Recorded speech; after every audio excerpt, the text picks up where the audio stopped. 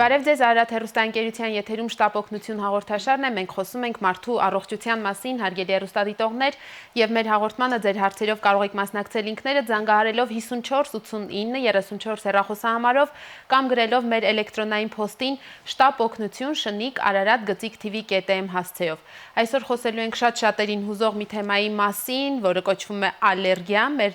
տաղավարում հյուրընկալել ենք Սոնա Հարությունյանին, ալերգոլոգ, իմունոլոգ։ Եթե դուք ունեք հարցեր, հիշեցնում եմ մեր հեռախոսահամարը, զանգահարեք 54 89 34 հեռախոսահամարով։ Բարև ձեզ բժշկուհի։ Շատ շնորհակալ եմ, որ ժամանակ տրամադրեցիք եւ եկաք մեր հաղորդաշարին հյուր։ Բժշկուհի հատկապես գարնան այս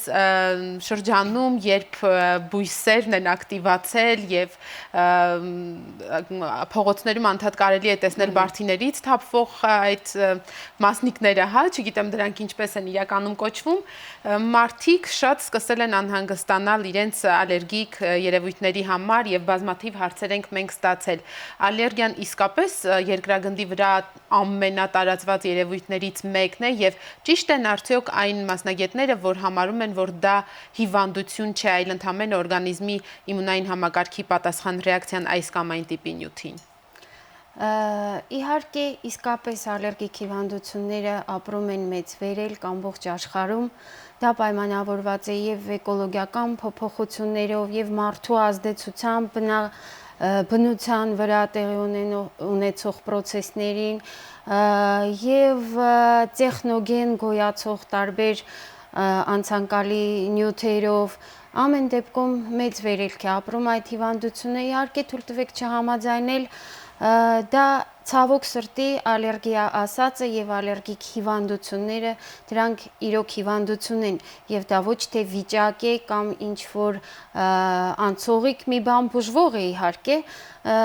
իսկապես հիմնված են իմուն համակարգի փոփոխությունների վրա, բայց մենք բոլորս գիտենք, որ իմուն համակարգը, ինչպես եւ ցանկացած այլ օրգան համակարգ,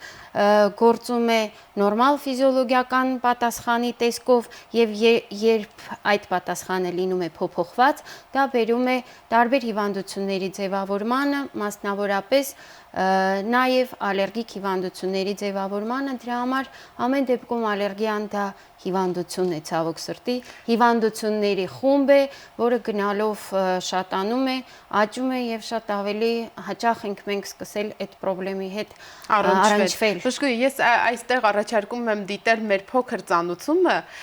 տեսանյութի տեսքով եւ տեսանյութը նույնպես առիթ կդառնա որոշ հարցերի քննարկման շարունակենք տեսանյութից հետո հարգելի հեռուստադիտողներ հիշեցնեմ, որ այսօր մեր տաղավարում է բժշկական գիտությունների թեկնածու դոցենտ ալերգոլոգ իմունոլոգ Սոնա Հարությունյանը, մենք խոսում ենք ալերգիաների մասին, եթե դուք ունեք հարցեր զանգարեք 54 89 34 հեռախոսահամարով, այս պահին մեր ծանուցումը։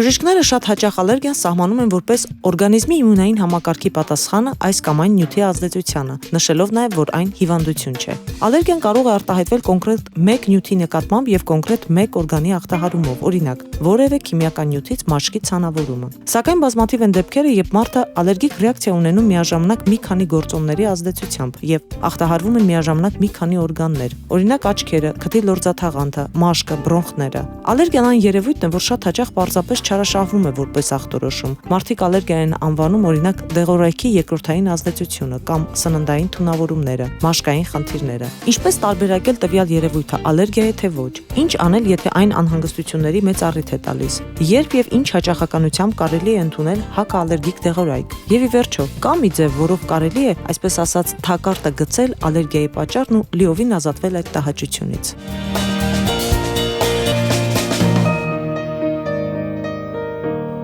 Ալերգիան շատերը համարում են ոչ հիվանդագին երևույթ, պարզապես պատասխան ռեակցիա։ Հիմա մենք համաձայն ենք ձեզ հետ, որ ոչ, դա ոչ թե մի հիվանդություն է, միայն այլ հիվանդությունների խումբ, եւ հիմա փորձենք հասկանալ, թե ինչ է տեղի ունենում այդ ժամանակ օրգանիզմում, որ մարդու մոտ առաջ են գալիս ալերգիկ երևույթներ։ Իսկապես այդ կարծիքը իրական է,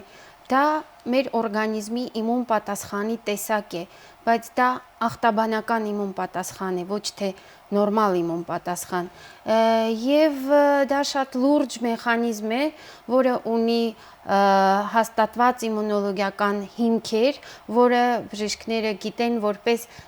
գերզգայունության իմուն պատասխան։ Գերզգայունության իմուն պատասխանները մի քանի տեսակի են, բոլոր տեսակներով էլ կարող են զարգանալ տարբեր ալերգիկ հիվանդություններ, բայց ուզում եմ ասել, որ հիմնականում, երբ մենք ասում ենք ալերգիա, ալերգիկ հիվանդություններ եւ դրանց ճնշող մեծամասնությունը զարգանում են գերզգայունության առաջի տեսակով, դա ամենատարածված տեսակն է, որը ընկած է մեծ մասի հիմքում ալերգիկ հիվանդությունների, դա այսպես կոչված Է հակամարմիններով, Է իմունոգլոբուլիններով պայմանավորված իմուն պատասխանն է, ինչ եմ ուզում ասել, իսկապես դա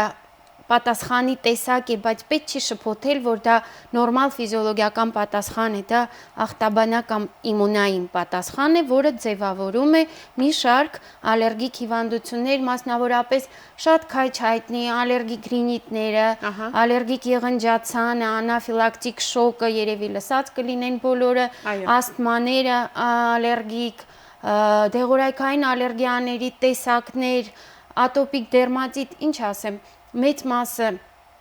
ալերգիկ հիվանդությունների, որոնք շատ լայն ճանաչում ունեն ոչ միայն բժիշկների մեջ, այլև ազգաբնակչության, դա առաջի տիպով պայմանավորված ալերգիաներն են,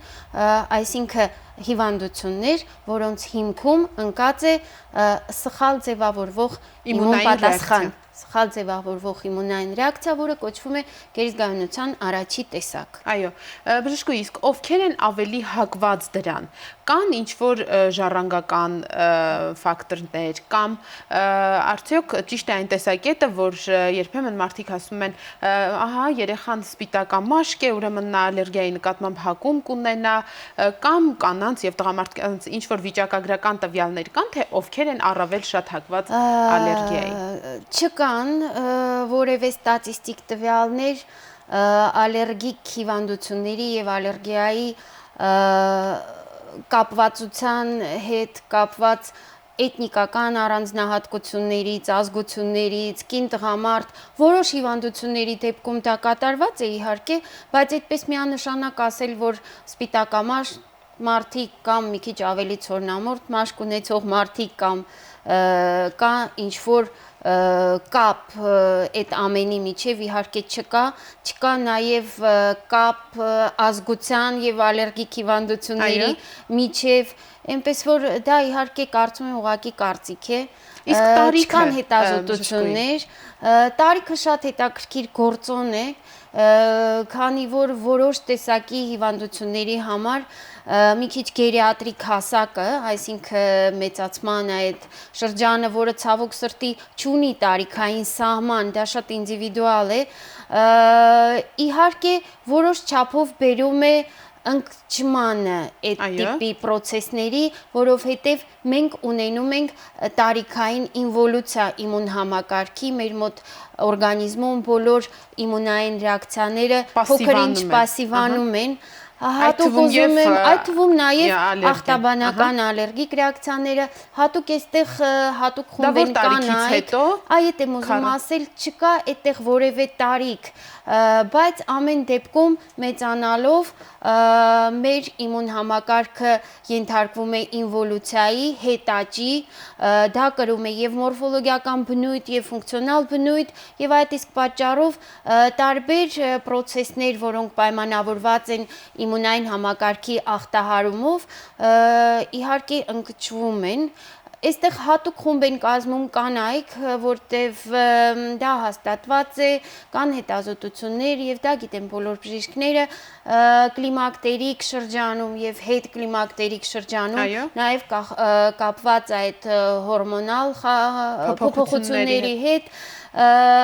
մարդիկ կամաց ազատվում են իրենց ծանր ալերգիկ հիվանդություններից եւ դրսևորումներից, այստեղ շատ հետաքրքիր բան է դիտվում, ոնց որ մենք միշտ ասում ենք բնության մեջ պլյուսը եւ մինուսը միասին, երևի թե դա փիլիսոփայական կարծիք է, որը կարծում եմ բոլոր բնագավառներում կարելի է օգտագործել, այստեղ մենք հանդիպում ենք այդ երևույթի հետ իհարկե։ Կամ ինչպես ասում են, չկա չարիք առանց չկա չարիք առանց բարիքի, այլ տեսակի կանանց համար ենթադրենք հղիության շրջանը հանդիսանում է հակառակը շատ ավելի ակտիվացնող ալերգիկ պրոցեսները եւ մենք ունենք մի շարք ալերգիկ վիճակներ, որոնք բնորոշ են հղի կանանց, կոչվում են հղիների ալերգիաներ, հղիների դերմատոզներ, որոնք մաշկով են, մաշկային դրսևորումը ունեն, հղիների ռինիտ, որը բնորոշ է միայն հղի կանանց, այնպես որ այստեղ այդպես կպատասխանեմ ձեր հարցին, ոչ թե էթնիկական, ազգագրական, ռասային, մաշկային գույնը եւ այլը, այլ որոշակի երևի տարիքային առանձնահատկություններ իհարկե նպաստում են զարգացմանը կամ հակառակը հետաճին այդ տիպի հիվանդությունների։ Իսկ ժառանգականությունը ժառանգականությունը շատ մեծ գործոն է, որովհետեւ մասնավորապես առաջի տիպով զարգացող այդ ալերգիկ հիվանդությունները, որոնք ճնշող մեծամասնությունն են այդ պաթոլոգիայի, ունեն խիստ արտահայտված ժառանգական նախատրամադրվածություն եւ երբ մենք հանդիպում ենք այդ տիպի պացիենտների, անպայման խոսում ենք իրենց անամնեզի մասին, անպայման իհարկե հայտնաբերվում են ընտանիքում դեպքեր, այստեղ հետաքրքիր մեկ այլ բան եմ ուզում ասեմ, պարտադիր չի, որ մենք ուղակի օրեն ժառանգենք կոնկրետ ախտահարումը, ենթադրենք օրինակ, ալերգիկ եղնջացան, հնարավոր է, որ ընտանիքում լինի ալերգիկ ռինիտ, ալերգիկ ասթմա, այսինքն մենք ունենք ժառանգական նախատրամադրվածություն, մենք ժառանգում ենք առաջի տիպով զարգացող հիվանդություններ, մենք ժառանգում ենք առաջի տիպի իմունային պատասխան տալու հնարավորությունը։ Այսինքն հոր մոտ կարող է եղնջացան լինել, երեխայի մոտ ռինիտ օրինակի համար կամ հակառակը։ Հասկանալի է։ Հասկանալի, ժառանգում է նախատրամադրվածությունը, հակումը ալերգիայի նկատմամբ։ Դրա համար ընտանիքում, երբ բժիշկները փնտրում են, ուզում են ախտորոշել կամ դիֆերենցիալ ախտորոշում եւ այդտեղ անամնեզը միշտ շատ կարեւոր դեր ունի, պետք չի փնտրել կոնկրետ հիվանդությունը, պետք է փնտրել այդ առաջի տիպով զարգացող պրոցեսների հակված են այդ ընտանիքի անդամները, թե չէ։ Այո,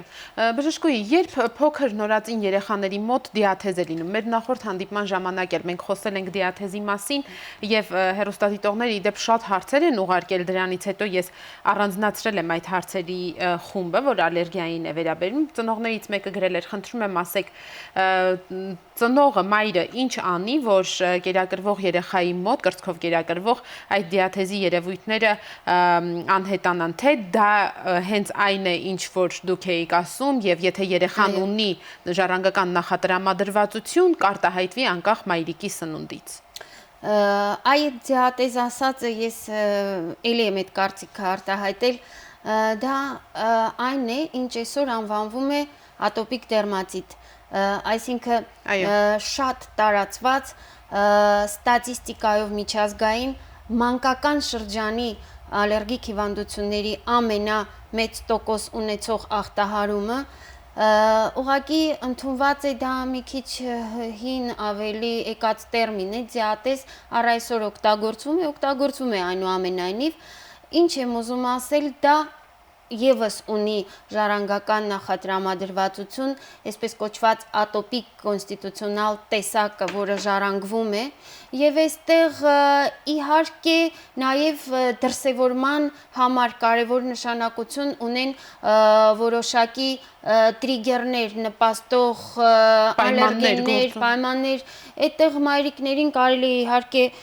խորհուրդ տալ ամեն դեպքում հիպոալերգենային սննդակարգին հետևել, եթե նկատում են բալիկի մոտ այդպիսի դրսևորումներ, դա իհարկե շատ կարևոր է, նաև այսօր փաստ է, որ պետք է մենք հնարավորինս անենք, որպեսզի երիտասարդ մայրիկները, նոր մայրիկները հակված լինեն կրծքով կերակրելու իրենց բալիկներին, որովհետև փաստ է, որ արհեստական սնունդը եւս հանդիսանում է տրիգեր եւ արհեստական սնվող երեխաները կան աշխատանքներ, ստատիստիկ թվերը կոնկրետ չեմ կարող հիմա բերել, բայց ամեն դեպքում հակվածությունը շատ ավելի մեծ է, դրա համար այդ պրոպագանդան կրծքով սնուցման դա պիտի ինձ թվում է շատ մեծ ուժեղ ձևի կատարվի։ Մեր հաղորդաշարն էլ շատ հաճախակի անդրադառնում ենք մենք կրծքով սնուցման խնդրին։ Բժշկուհի, ատոպիկ դերմատիտը փաստորեն կարելի ասել, որ նույն դիաթեզն է, ինչպես դուք ասացիք։ Հեռուստադիտողներից մեկը գրել է, որ երկու հարց ունենք ատոպիկ դերմատիտի մասին։ Առաջինը փոքրիկ երեխայի մայրիկ է, ասում է, խնդրում եմ ասեք, ի վերջո հնարավոր կլինի կյանքի ինչ-որ փուլում ձերբազատվել դրանից։ Երկրորդը 30-ից երիտասարդ կին է եւ նա գրում է, որ ես մանկության տարիներին ունեցել եմ այդ դիաթեզ կոչվածը եւ մինչեւ հիմա պարբերաբար 2 տարին մեկ անգամ գոնե ես առնչվում եմ այդ խնդրի հետ եւ մինչեւ շատ սուղ դիետայի վրա չեմ նստում, այսպես ասած, չեմ ազատվում այդ մաշկային երևույթներից, որն է դրա լուծման ճանապարհը։ Ատոպիկ դերմատիտները իսկապես սկսվում են վաղ մանկական տարիքում, սովորաբար առաջի սրացումը դիտվում է 6 ամսեկան շրջանում, մինչև 1 տարեկան արդեն բալիկները ունենում են որևէ մեկ սրացում։ Ընդ որում դա միայն այտերի վրայի ցանի տեսքով չի արտահայտվում։ Եթե ասեմ, ատոպիկ դերմատիտը ունի 3 տարիքային փուլ։ Առաջի տարիքային փուլը դա 0-ից մինչև 2 տարեկան բալիկներն են, որոնց մոտ հիմնականում ամենատարածված լոկալիզացիան դա դեմքի մաշկն է։ Հաջորդ փուլը դա 2-ից մինչև 12 տարեկան ժամանակահատվածն է, որը կոչվում է մանկական ատոպիկ դերմատիտ, երբ արդեն մենք ունենում ենք նաև վերջույթների էքստենզորային հատվածներում, դաստակների, այսինքն մատների արանքները, եւ կամաց-կամաց արդեն դեմքի շրջանում չենք ունենում եւ երրորդ տարիքային փուլը դա 12 տարեկանից բարձրն է, այսինքն կոչվում է մեծերի ատոպիկ դերմատիտ, երբ որ դա ունենում է գեներալիզացված դրսևորում, կարող է արտահայտվել մարմնի մաշկի ցանկացած հատվածում, ի տարբերություն նորածնային այդ մինչև 2 տարեկան ժամանակի, երբ մենք հիմնականում սիմպտոմները դիտում ենք դեմքի մաշկի շրջանում, շատ բնորոշ է ատոպիկ դերմատիտին մաշկի չորություն, քսերոդերմա, այսպես կոչված, մաշկի չորությունը կարող է լինել նաև ֆիզիոլոգիական, բայց ոչ այդ տարիքային խմբում, մենք ունենում ենք մեծահասակների մոտ մաշկի չորություն, դա նորմալ է, ֆիզիոլոգիա է, որոշակի ախտահարումների, էնդոկրին, վահանաձև կեղծի որոշակի հիվանդությունների դեպքում ենք ունենում, բայց այդ նորածինային բալիկների մոտ մաշկի խոնավ լինելը դա շատ նորմալ ֆիզիոլոգիական վիճակ է եւ հիմնականում ատոպիկ դերմատիտով երեխաների մոտ մաշկը լինում է տարիքին անհամապատասխան ավելի չոր քսերոդերմա է դիտվում, շատ ուժեղ արտահայտված քոր է դիտվում եւ հետքերը մնում են այդ քորից, կոչվում են լիխենիֆիկացիաներ, էքսկորիացիաներ, այսինքն ինչ անել նման դեպքում, բժշկուհի, կա բուժում, որ վերջնականապես ազատվի մարդը այդ խնդրից։ Վերջնականապես ալերգիկ հիվանդություններից ազատվել իհարկե հնարավոր է, բայց դա շատ դժվար է, որովհետև պահանջում է շատ մեծ ախտորոշիչ գործընթաց եւ ոնց որ ասում են ալերգոլոգները 2/3 ժամանակի պիտի ծախսել ախտորոշման համար եւ ընդամենը 1/3 բուժման, որտեղ այստեղ շատ կարեւոր են այդ պատճառային ալերգենների ի հայտ բերելը։ Դրա համար հիմնականում մենք ունենք շատ լավ սիմպտոմատիկ մոտեցում ատոպիկ դերմատիտների ժամանակ, երբ որ ճնշվում է process-ը, դրսևորումներ չեն դիտվում կամ դիտվում են հնարավորինս ուշ, այսինքն երկարաձգված ռեմիսիա ենք մենք ստանում, ինչը արդեն բավական դրական էֆեկտ է։ Եվ այստեղ դեղորայքից զատ շատ կարևոր է մաշկը պահել խոնավ։ Այսինքն դրա համար մենք ունենք հիմա շատ քսուկներ, կրեմներ, մազեր, հատուկ խոնավեցնող հատկություններով, հատուկ նյութեր պարունակող, որոնք շատ խորհուրդ են տրվում այդ խմբին հիվանդների մշտականապես կիրառել, նույնիսկ դա օգտագործվում է անկախ սրացման շրջանի, թե չէ խորհուրդ է տրվում պարբերաբար օգտագործել, ինչքան մաշկը պահել խոնավ, իհարկե այդքան այդ սրացումների արտահայտումը կլինի ավելի թույլ։ Բժշկուհի, մենք ունենք զանգ, լսենք հեռուստադիտողին, ալո։ Բարև ձեզ։ Հարգելի բժշկուհի, ուրեմն փոքր տարիքից 10 տարեկանից ինչքան ես հիշում եմ, ինձ մոտ ալերգիկ process է տեղի ունենում։ Հիմա ես արդեն 56-57 տարեկան եմ, բայց այդ ալերգիկ երևույթը չի անցել։ Սկզբից չէի հասկանում ինչից է, հետո տարիների ընթացքում հասկացա, որ գարնան եղանակից է, արևից է, ինձ մոտ ուրեմն ցան է առաջանում, ուժեղ գրգռումով, ոչ մի բան չի օգնում, ու երբ որ արդեն եղանակը սկսում է կոտրվել, ինքը անցնում է։ Ինչ խորհուրդ կտաք, ինչ կարելի է անել։ Շնորհակալություն պատասխանի համար։ Շնորհակալություն բժշկուհի, ես հարցին ավելացնեմ էլեկտրոնայնով ստացած հարցերից մեկը եւս, որ հեռուստադիտողը գրում էր, գուցե եւ նույն հեռուստադիտողն է, չգիտեմ, խնդրում եմ ասեք, կան կանխարգելիչ միջոցներ դեղորայքի ձևով, որ կարելի է ընդունել գարնանային արևի նկատմամբ ալերգիայից առաջ, որպեսզի այդ երևույթները չզարգանան, ասենք ձմռանը, ինչ որ արդեն մարդը նախապատրաստի միջոցառումներ անի, որ նախ ուզում եմ ասել, որ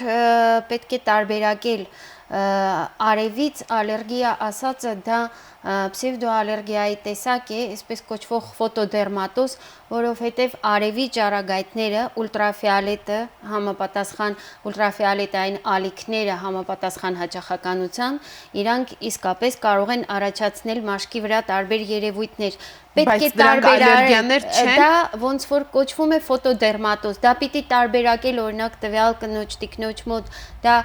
արևից առաջացող ֆոտոդերմատոզ է, թե գարնան շրջանում, երբ որ բնության մեջ անթիվ անհամար քանակությամբ ծաղկափոշի կա, որը իրական եւ շատ ուժեղ եւ շատ վտանգավոր ալերգեններ են, թե այդ ալերգեններով պայմանավորված ճիշտ ալերգիկ պրոցես է։ Եթե դա այնուամենայնիվ արևի գործոնն է, այստեղ նախապես ինչ ասեմ, երևի թե ոչինչ չի կարելի անել, ուղղակի միշտ խորհուրդ է տրվում այդ անձանց կրել փակակուստ, ամռանը հնարավորինս չգտնվել բաց արևի ճառագայթների տակ եւ նաեւ կարելի է օգտագործել տարբեր քսուկներ մաշկը արևից պաշտպանելու համար։ Իսկ եթե խոսքը հենց ալերգեն գործոնների պայմանավորված գարնանային ալերգիան կարող է նախապես դեղորայք ընդունել։ Այդպիսի մոտեցում կա բժշկության մեջ, եթե դա իսկական ալերգիկ պրոցես է պայմանավորված ալերգեններով եւ դա իմունոգլոբուլին E միջնորդված պրոցեսներ են, կարելի է օգտագործել մի խումբ դեղորայքի կան, ամբողջ աշխարհում դրանք օգտագործվում են, որոնք փոքր ինչ կանխարգելիչ ազդեցություն ունեն եւ այդ իսկ պատճառով մենք խորհուրդ չենք տալիս դրանք լայն կիրառել սուր ալերգիկ պրոցեսի ժամանակ, դրանք կոչվում են թաղանթ կայունացնող դեղամիջոցներ, այստեղ եթե թույլ կտաք մի քիչ ավելի մասնագիտական փորձեմ բացատրել, այդ ամբողջ պրոցեսը առաջի տիպի գերզգայունությունը իմունոգլոբուլին E-ով պայմանավորված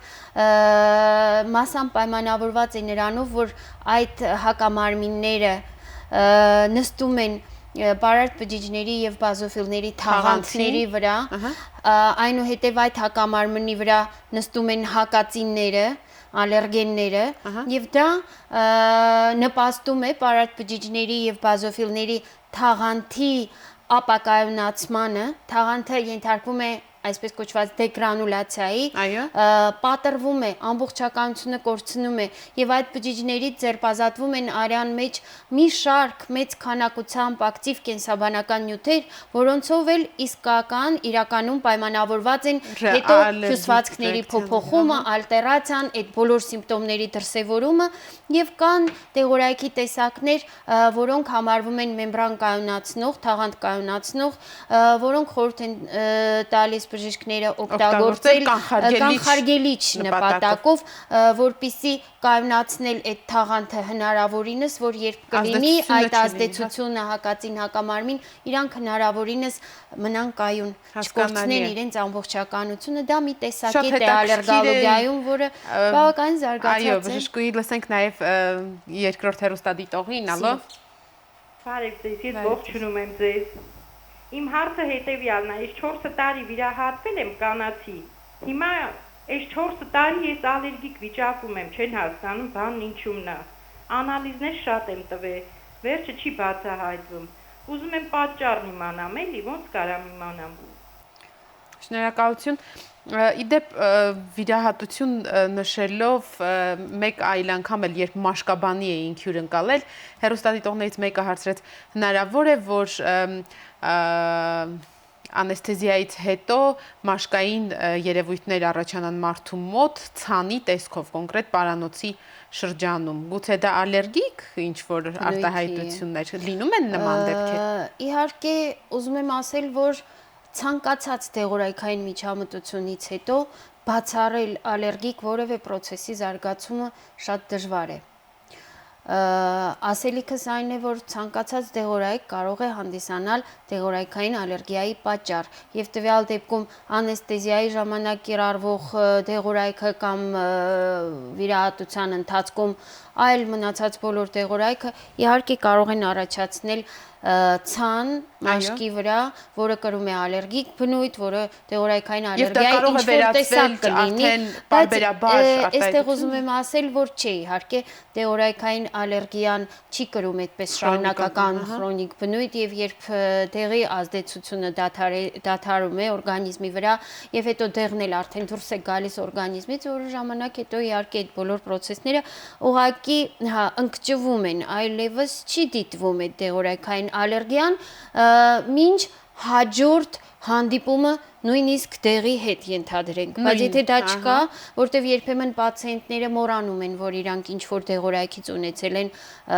ալերգիա եւ նորից դա կրկնում են, դա արդեն բնականաբար դա է։ Իսկ կոնկրետ հարցի վերաբերյալ ինչ եմ ուզում ասել ալերգիա ունեմ գրեթե ոչինչ չասել, որովհետև ալերգիկ հիվանդությունները այսօր այնքան շատ են եւ պետք է փորձել հասկանալ, թե դա որ խմբի, այսինքն ինչպես է տվյալ տիկնոջ մոտ դա դրսևորվում, մաշկային տեսակն է ալերգիաների, թե շնչական համակարգի, թե ինչևից է, տարբեր այդտեղ մասնագիտական նրբություններ կան, պետք է հասկանալ։ Չնայած շատ են, դուք նշում եք, որ ալերգիկ հիվանդությունները մեծ խումբ են իրենցից ներկայացնում, բայց դա թույլ չի տալիս երևի ամեն ինչին կոչել ալերգիա, որովհետև իհարկե քիչ չեն մարդիկ, որ ինքնախտորոշում եւ ինքնաբուժում են անում ցանկացած դեպքում եւ ասենք թե մաշկը մի փոքր ցան ունեցավ կամ ինչ որ սննդից կամ դեղից հետո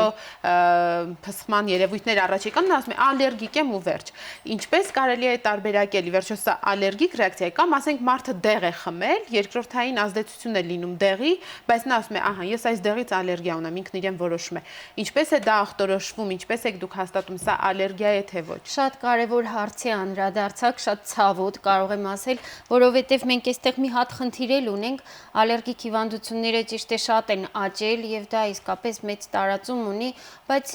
մի տեսակ դարձել է այդ տերմինը մոդայիկ շատ տերմին է, ոնց որ ամեն քաղաքաբնակ մարդ հարկ է համարում նշել, որ ինքը ինչ որ տեսակի ալերգիա ունի եւ կոնկրետ մաշկի վերաբերյալ դուք էլ նոր նշեցիք ցանկացած ցան, հիպերեմիա, քոր, իհարկե այդ բոլորը չի կարելի անվանել ալերգիա, ալերգիկ հիվանդություն, շատ ժամանակ ոնց են անում, գնում մի անգամից դեղատուն, վերցնում այդ պրեպարատները, խմում են, դա իրան չի օգնում, չի օգնի, եթե դա չունի ալերգիկ հիմք բնականաբար, եթե այդպիսի խնդիրներ կա, պետք է դիմել բժշկի, գոնե վաղ շրջանում տարբերակել դա ալերգիկ բնույթի թե ոչ, նոր շարժվել շարունակել առաջ, այնպես որ ախտորոշման եղանակներ շատ կան, բայց դրանով պիտի զբաղվի բժիշկ ալերգոլոգը։ Իսկ ինչպես են տեղի ունենում այդ ախտորոշման process-ները, մարդը ինչ որ հետազոտություններ է անցնում լաբորատոր, անալիզներ է հանձնում, թե պարզապես նկարագրում է իրավիճակը եւ հմուտ ալերգոլոգն ասում է, որ այո, ձեզ մոտ այսինչ բանից ալերգիա է, դա որքանն է տևում այդ process-ը, այսինքն գիտեք ինչպես է, դա ախտորոշվում է քայլ առ քայլ, ոնց եւ ախտորոշվում է ցանկացած այլ պաթոլոգիա, այսինքն պացիենտը անպայման պիտի դիմի բժշկին, բժիշկը անպայման անամնեզ է հավաքում, նոր ելնելով այդ անամնեզից հետո նայելով հիվանդի, մենք ոնց բժիշկներս ասում ենք, օբյեկտիվ եւ սուբյեկտիվ ստատուսը գնահատելուց հետո նոր պիտի որոշվի ինչ ծավալի, ինչ որակի, ինչ տեսակի հետազոտություններ պացիենտը պիտի անցնի։ Կոնկրետ մեր հիվանդները ալերգիկ տարբեր հիվանդություններով կամ կանգատներով հիվանդները, պացիենտները ունեն հնարավորություն անցնելու մաշկային տեստավորում, որպեսզի դա տարբերակել, պրովոկացիոն տեստեր, որոնք իհարկե վտանգավոր են, դրա համար արդեն կամաց-կամաց մի քիչ հետիմպլան են մղվում, բայց որպես տարբերակ երբեմն իհարկե կիրառվում է։ Ինչու են վտանգավոր, կարող են դրանք վերածվել քրոնիկ ձև։ սուր process կարող են առաջացնել, հա։ Դրա համար, քանի որ հիմա կա հնարավորություն անել մաշկային տեստ եւ կա նաեւ հնարավորություն հայտնաբերել կոնկրետ ալերգենի հանդեպ առաջացող սպეციფիկ E իմունոգլոբուլինը in vitro, այսինքն օրգանիզմից դուրս ապարատային միջոցով օգտագործելով դրա համար մարդու արյունը, բնականաբար այդ ամեն ինչը արվում է, մենք ունենք այդ մեթոդիկաները, տիրապետում ենք։ Դրանք թանկ հետազոտություններ են եւ նու դա մի քիչ հարաբերական ասել է թանկ թե էժան, աշխարհի կտրվածքով բավականին մատչելի է, տեղական պայմանները մի քիչ կարևորը որ հնարավոր է, այստեղ նույնպես հնարավոր այն է, որ Հայաստանում այսօր կիրառվում են, չեմ վախենում ասել, բոլոր այն մեթոդները, որոնք աշխարհում այսօր ալերգոլոգիայում կան, գոյություն ունեն, էֆեկտիվ են, այդ բոլոր հնարավորությունները մենք ունենք։ Դուք դա ասում եք ախտորոշման մասին, որը կազմում է ընդհանուր process-ի 2/3-ը։ 1/3-ը, որ արդեն բուժմանն է գնում։ Նույնպես բուժական հնարավորությունները այսօր կարող եմ ասել դա նաև բուժման հետ կապված, որովհետև մենք տիրապետում ենք այդ մեծ արսենալին սիմպտոմատիկ բուժում կատարելու համար, սրացումների ժամանակ ենթադրենք, որպեսզի մեղմել, որպեսզի հիվանդին ռեցիդիվի վիճակից հանել, տեղափոխել ռեմիսիայի կարգավիճակ, եւ իհարկե մենք ունենք այսօր Հայաստանում հնարավորություն անել ալերգեն սպეციფիկ իմունոթերապիա, որը այսօր աշխարհում համարվում է ամենառադիկալ առաջատար բուժման եղանակը, որը կրում է ոչ թե սիմպտոմատիկ բնույթ, այլ ուղղված է փոփոխել օրգանիզմում այդ իմուն պատասխանը կոնկրետ ալերգենի նկատմամբ, որպեսզի ոչ թե մենք ստանանք տևական ռեմիսիա, այլ որպեսզի մենք ստանանք հետեւյալ վիճակ օրգանիզմում, որ կոնկրետ ալերգենի հանդեպ այդ հակամարմինների սինթեզը տեղի չունենա եւ այդ process-ները կանխվեն։ Դա իհարկե ռադիկալ բուժում է, դա էլ է հնարավոր անել։ Այդ բոլոր հնարավորությունները մենք այսօր Հայաստանում ունենք, ալերգեն սպეციფիկ իմունոթերապիան կան, որովհետև ալերգիան ով իսկապես գիտի, թե դա ինչ խնդիր է, այսինքն ով իսկապես իր վրա, իր մաշկի վրա, ինչպես ասում են, զգացել է, թե ինչ բարդ բան է ալերգիան, նրանց համար իհարկե ամենամեծ ուրախությունն է։ Փոքր մեջբերում եմ ուզում անել, ցավոք սրտի այդ ալերգեն սպეციფիկ իմունոթերապիան ոչ բոլոր դեպքերի համար է ցուցված, դրա համար այդտեղ կոնկրետ պացիենտը հիվանդը պիտի աշխատի իր բժշկի հետ, որպեսզի ախտորոշելուց հետո արդեն հասկանա բժիշկը ինչ կարող է առաջարկել կոնկրետ պացիենտին, որ բուժման եղանակը, որը հնարավոր է, որը չէ, որն է նախընտրելի։ Այո։ Դա ցավոք սրտի այդ ալերգեն սպეციფիկ իմունոթերապիան էլ չի կրում այդպես համատարած բնույթ, որ բոլոր հիվանդներին դա կարողանանք անել, բոլոր հիվանդներին դա ցուցված է եւ բոլոր հիվանդների համար նույն բարձր տոկոս էֆեկտիվության կլինի, դա աշխատելու արդեն տեղ կա դեռ, այո։ Բժշկուհի, մենք ունենք հարց հեռուստադիտողը կապի մեջ է, լսենք նրան։ Ալո։ Բարև ձեզ, ես ողջունում եմ ձեր հաղորդաշարը, շատ եմ դիտում եւ միշտ հետևում եմ հարցերին։ Մի հարց կցանկանայի ուղղել բժշկին։ Ես ալերգիկ եմ եղել, բայց հիմա իմ ալերգիան ոնց որ ավելի հանգել, նա ակտիվ չի, բայց կարծես ժառանգաբար այն փոխանցել է իմ դստերը եւ իմ գարնանը նրա մոտ այդ ալերգիան նորից զարգանում է եւ ես կցանկանայի բուժման համար ինչ խորհուրդ կտաք այդ դեռահասության շրջանում նրան նշանակել կամ օգտվել դեղերից։ Շնորհակալություն։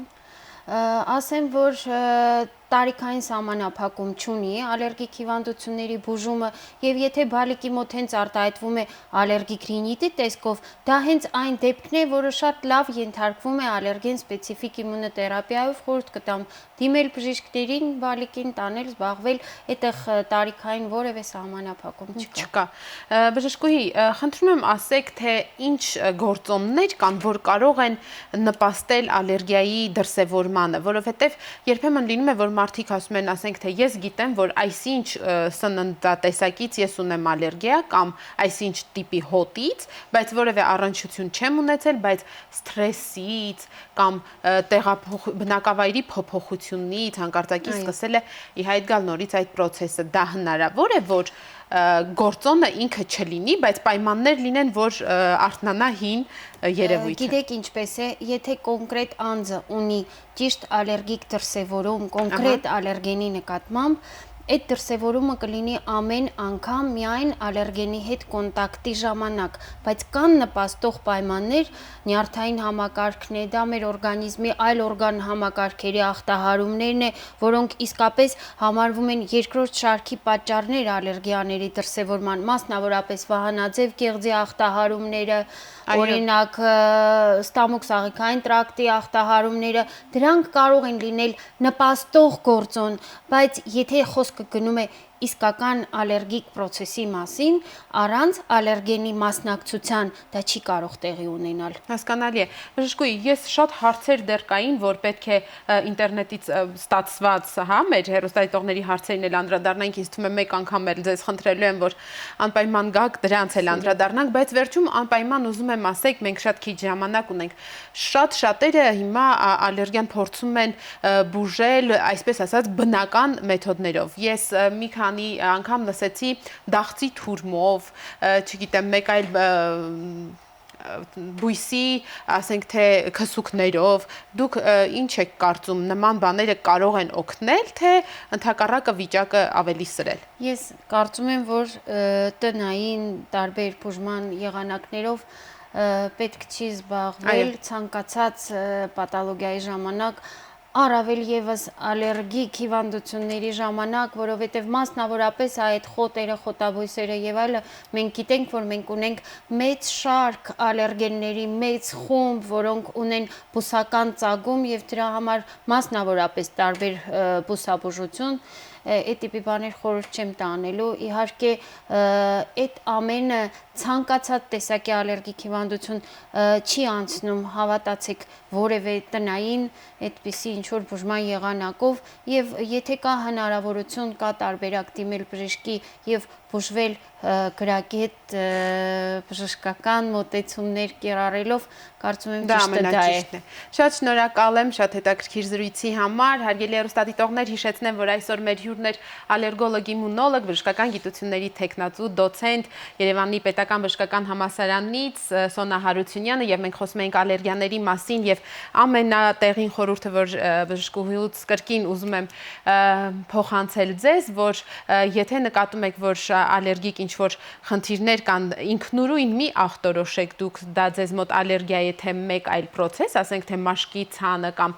քթից արտադրությունը եւ այլն, դիմեք համապատասխան մասնագետին, նրանք եւ ճիշտ կախտորոշեն եւ կբուժեն։ Այսօրվա համար այսքանն էինք նախատեսել, մինչ վաղը նույն ժամին կհանդիպենք, առողջ եղեք։